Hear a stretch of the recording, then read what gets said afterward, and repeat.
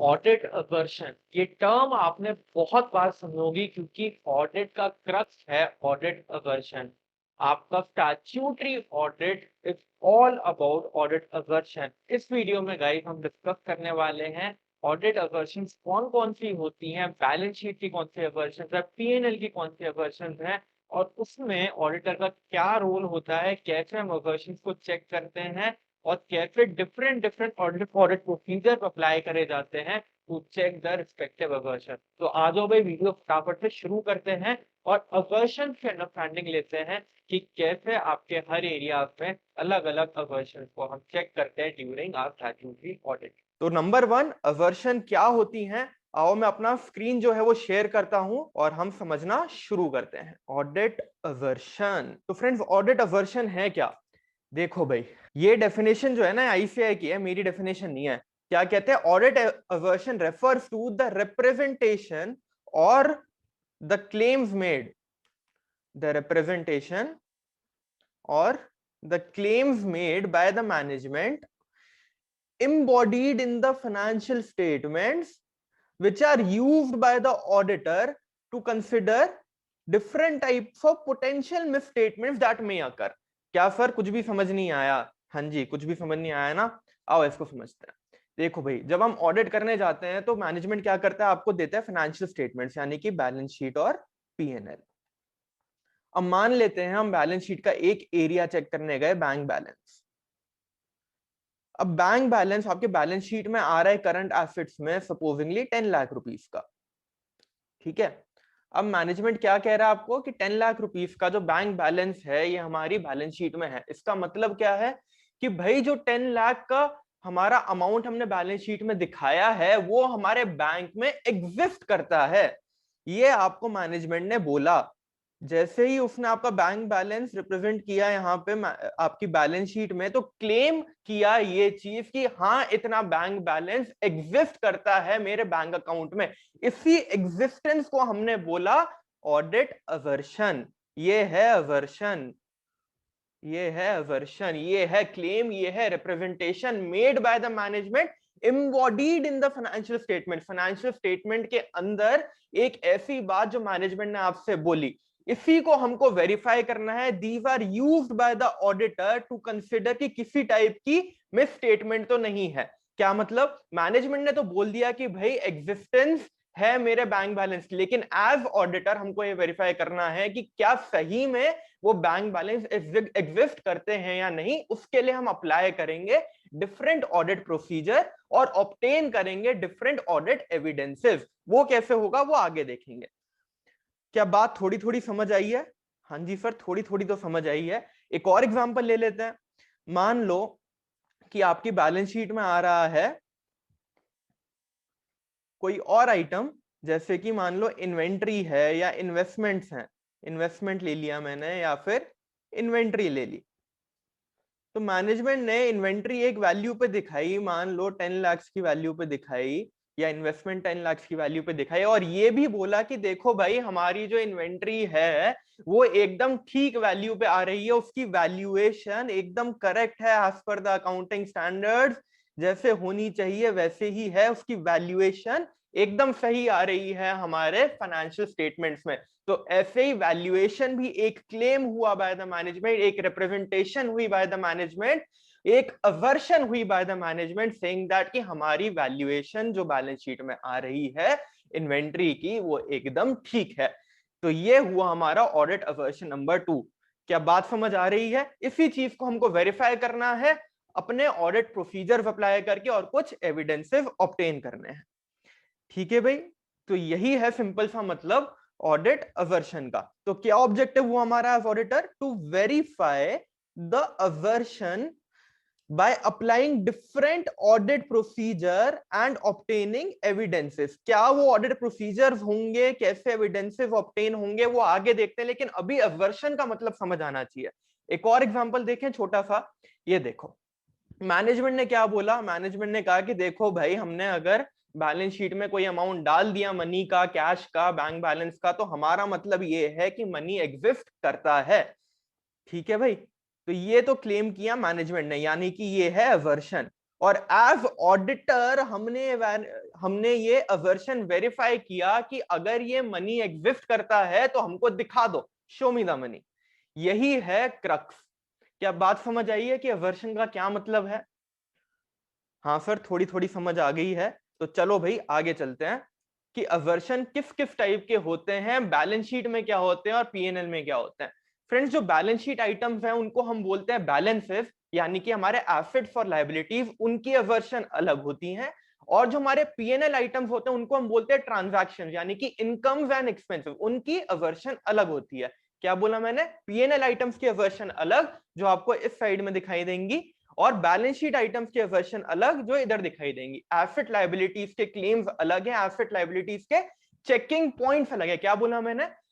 वही अवर्शन जो मैनेजमेंट ने क्लेम करी, ऑडिटर को वही चेक करनी है, तो ऑडिटर के लिए भी चेकिंग पॉइंट क्या हुई? अवर्शन ही हुई। क्या चीज सर? ये देखो, अगर हम बैलेंस शीट की बात करें तो बैलेंस शीट में ये 5 अवर्शन होती हैं, एसेट लायबिलिटी से रिलेटेड ये 5 अवर्शन होती हैं जो कि मैनेजमेंट कहता है, और यही चीज हमको वेरीफाई करनी है। तो ऑडिटर के लिए भी यही चेकिंग पॉइंट्स हैं, ऑडिटर के लिए भी यही अवर्शन चेकिंग पॉइंट्स हैं।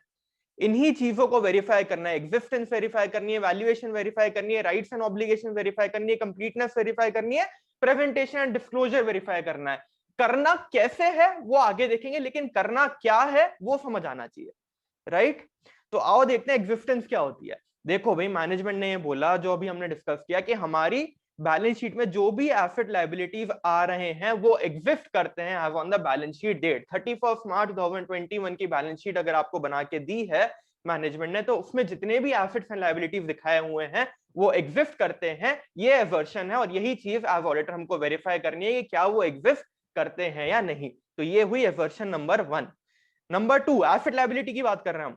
वैल्यूएशन, यानी कि जितने एसेट और लायबिलिटी रिकॉर्डेड हैं उनका अमाउंट एकदम अप्रोप्रिएट है, उनकी वैल्यूएशन एकदम ठीक है, कोई अंडर स्टेटमेंट या ओवर स्टेटमेंट नहीं है। वैल्यूएशन यानी कि अप्रोप्रिएट अमाउंट पे हमारी एसेट लायबिलिटी आ रही है, और कोई अंडर स्टेटमेंट या ओवर स्टेटमेंट नहीं है, यानी कि कोई भी अमाउंट एसेट या लायबिलिटी का हमने कम नहीं दिखा रखा, अंडरस्टेट नहीं कर रखा बुक्स में, ना ही हमने ज्यादा दिखा रखा है, जितना अमाउंट होना चाहिए था उतना ही है। Now aversion number 3, aversion number 3 है हमारी rights and obligation. Rights in the case of assets and obligation in the case of liability. क्या मतलब? जो एसेट्स हमारी बुक्स में आ रहे हैं, सपोजिंगली कोई प्रॉपर्टी हमारी बुक्स में आ रही है, तो उस प्रॉपर्टी पे राइट कंपनी का है, ये अवर्शन मैनेजमेंट ने दी, और यही हमको चेक करना है कि क्या सही में वो राइट जो प्रॉपर्टी पे है वो मैनेजमेंट का या कंपनी का है या नहीं, राइट? तो ये राइट्स की aversion in the case of assets and obligation, जो भी लायबिलिटी आ रही है, सपोजिंगली बोरोइंग्स आ रही है, तो the company has an obligation towards the lender to repay that amount. तो ये राइट्स एंड ऑब्लिगेशंस की अवर्शन नंबर 3 है हमारी, right over the recorded assets and obligation of repayment towards recorded liabilities, right? Number 4, completeness. भाई completeness का ये मतलब है कि जितने हमारे एसेट लायबिलिटी आ रहे हैं बुक्स में वो सारे कंप्लीट है, कोई भी चीज छूटी हुई नहीं है, सारी चीजें हमने रिकॉर्ड कर ली हैं हमारी बैलेंस शीट में। ये है हमारी अवर्शन नंबर 4 कंप्लीटनेस की।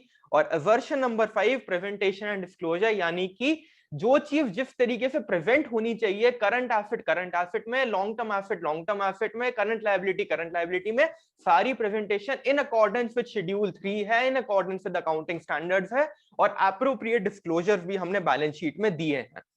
ये आपके 5 टाइप के assertions in the case of balance sheet आपके होते हैं: existence, valuation, rights and obligations, completeness और प्रेजेंटेशन एंड डिस्क्लोजर। ये 5 अवर्शन आपके बैलेंस शीट एरियाज के, यानी कि एसेट एंड लायबिलिटीज के, राइट सर? आओ देखें कि पीएनएल में कौन से अवर्शन होते हैं।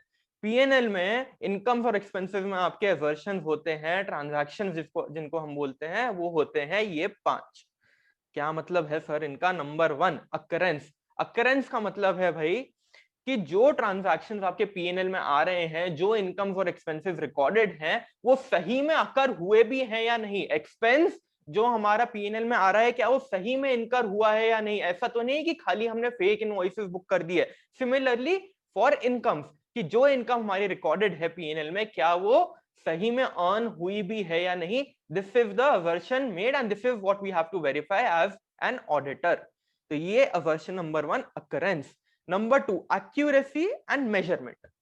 एक्यूरेसी और मेजरमेंट का क्या मतलब है भाई, कि जो इनकम और एक्सपेंसेस हमारे पीएनएल में रिकॉर्डेड है उनका अमाउंट ठीक है या नहीं, उनका अमाउंट अप्रोप्रिएट है या नहीं, यही आपकी वर्जन नंबर 2 है कि एक्यूरेटली सारी चीजें रिकॉर्ड हुई हैं, जो भी आपके इनकम और एक्सपेंसेस आ रहे हैं वो एक्यूरेटली अप्रोप्रिएट अमाउंट पे रिकॉर्डेड है।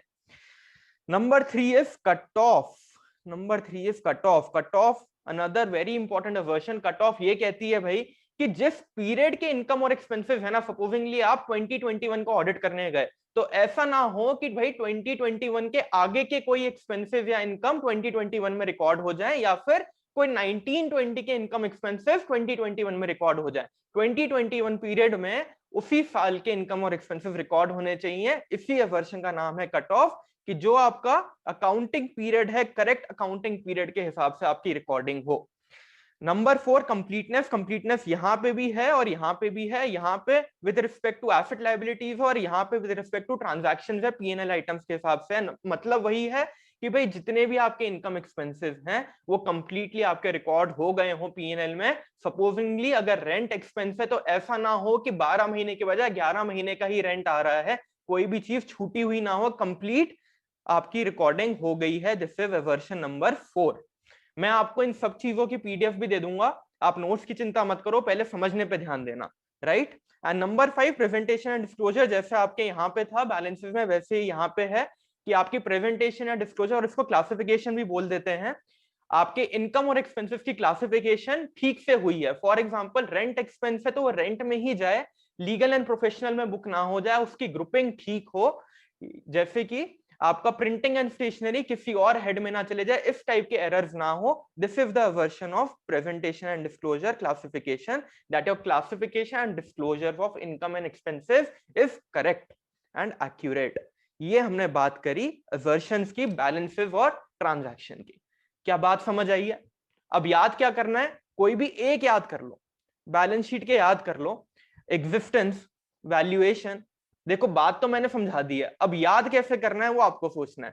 5 वर्जन है। एग्जिस्टेंस तो देखो बहुत इंपॉर्टेंट वर्जन रहती है, इसको ऑडिट प्रोसीजर में भी हम देखेंगे ना, तो अपने आप चीजें याद होती जाएंगी। Existence, valuation, rights and obligations, completeness, presentation and disclosure. अब यही चीज ट्रांजैक्शन में क्या है, एग्जिस्टेंस से मिलता जुलता है अकरेंस, और वैल्यूएशन से मिलता जुलता है एक्यूरेसी या मेजरमेंट बोल देते हैं। ठीक है, तो अगर आपने ये 5 याद कर ली तो ये तो वैसे ही याद आ जाएंगे, एग्जिस्टेंस से मिलता जुलता अकरेंस और वैल्यूएशन से मिलता जुलता एक्यूरेसी या मेजरमेंट। कंप्लीटनेस और प्रेजेंटेशन एंड डिस्क्लोजर तो सेम ही है, कोई दिक्कत वाली बात ही नहीं है। और एक अलग है, यहाँ पे राइट्स एंड ऑब्लिगेशंस है, तो यहाँ पे राइट्स एंड ऑब्लिगेशंस की जगह कट ऑफ है। सिंपल सी बात, दो एकदम सेम है, दो मिलते जुलते हैं और एक अलग है, ऐसे याद कर लो, राइट। क्या चीज समझ आई है? हमारे बैलेंसेस की वर्जन और हमारी ट्रांजैक्शन की वर्जन, क्या क्लियर है कहानी? एक और बात देखें, देखो भाई सारे एसेट लायबिलिटीज की अवर्शन तो सेम है, सारे पीएनएल आइटम्स के इनकम एक्सपेंसेस की अवर्शन तो सेम है, लेकिन इनको चेक करने के ऑडिट प्रोसीजर अलग है। क्या बोला मैंने? मैंने बोला कि भाई बैलेंसेस के या फिर ट्रांजैक्शंस के अवर्शन तो सेम है, क्लेम तो सेम है, चेकिंग पॉइंट्स तो सेम है, ऑब्जेक्टिव यानी कि जो चीज हमको चेक करनी है वो तो सेम है, लेकिन करना कैसे है, ऑडिट प्रोसीजर क्या अप्लाई करना है वो अलग है हर केस में। एग्जांपल लें, देखो भाई एग्जिस्टेंस, अगर मेरे को एग्जिस्टेंस वेरीफाई करनी है बैंक बैलेंस की, तो बैंक बैलेंस की एग्जिस्टेंस वेरीफाई करने का ऑडिट प्रोसीजर अलग है, जो कि है direct balance confirmation. Balance confirmation ऐसे 505 आपने पढ़ा होगा, राइट। बैंक बैलेंस को वेरीफाई करने के ऑडिट प्रोसीजर अलग है, बैंक बैलेंस की एग्जिस्टेंस को वेरीफाई करने का ऑडिट प्रोसीजर अलग है, और वही फिक्स्ड एसेट्स की एग्जिस्टेंस को वेरीफाई करने का ऑडिट प्रोसीजर अलग है। फिक्स्ड एसेट्स की एग्जिस्टेंस कैसे वेरीफाई होगी फ्रेंड्स? फिक्स्ड एसेट्स की एग्जिस्टेंस वेरीफाई होगी by doing a physical verification of those fixed assets. क्या बात समझ आ रही है? हम एग्जिस्टेंस ही वेरीफाई कर रहे हैं एसेट की, एक एसेट है आपका बैंक बैलेंस और एक एसेट है आपका प्रॉपर्टी प्लांट इक्विपमेंट यानी कि फिक्स्ड एसेट। दोनों की एग्जिस्टेंस चेक करने का तरीका अलग है, ऑडिट प्रोसीजर अलग है। बैंक बैलेंस वेरीफाई होगा डायरेक्ट बैलेंस कंफर्मेशन ऑब्टेन करके, और आपके फिक्स्ड एसेट्स वेरीफाई होंगे फिजिकल वेरिफिकेशन करके। क्या ये बात समझ आई है? क्या क्लैरिटी है कि हम क्या करने वाले हैं ऑडिट में? अवर्शन क्या है और उस अवर्शन को रिस्पेक्टिव एरिया में चेक करने का ऑडिट प्रोसीजर क्या होगा? आई होप गाइस आपको इस वीडियो में ऑडिट अवर्शन का मतलब समझ आया होगा, और आगे वाली वीडियो में हम step by step her area में ये चेक करेंगे कि क्या वहां पे ऑडिट अवर्शन अप्लाई होंगी और कैसे हर अवर्शन में आपको प्रोसीजर ऑडिट प्रोसीजर अप्लाई करके एविडेंसेस गैदर करना है। अगली वीडियो आपकी होगी ऑडिट ऑफ बोरोइंग की, जिसमें आपकी सारी बैलेंस शीट एरिया की अवर्शन को हम चेक करेंगे और स्टेप बाय स्टेप एक एक ऑडिट प्रोसीजर को अप्लाई करेंगे। प्रैक्टिकली क्या वर्क पेपर्स बनाए जाते हैं और क्या ऑडिट प्रोसीजर अप्लाई होंगे वो भी आपको देखने को मिलेंगे, और बहुत ही बढ़िया मजा आने वाला है। एंड गाइस, अगर आपको प्रैक्टिकली सीखना है कि ऑडिट कैसे करा जाता है in the top firm, then do not forget to follow thinking bridge, और thinkingbridge.in पे जाके आपको ऑडिट मास्टर क्लास जरूर से चेकआउट करना चाहिए अगर आप ऑडिट की फील्ड में अपना करियर बनाना चाहते हैं। तो प्रैक्टिकली आपको ट्रेन करा जाएगा, और अभी बहुत सारे वहां पे डिस्काउंट कोड भी चल रहे हैं। You can avail the offer of sale also. Right guys, thank you very much. अगर वीडियो अच्छी लगी हो तो वीडियो को लाइक कर दीजिए और चैनल को सब्सक्राइब कर दीजिए। Thank you so much guys, bye, see you in the next video.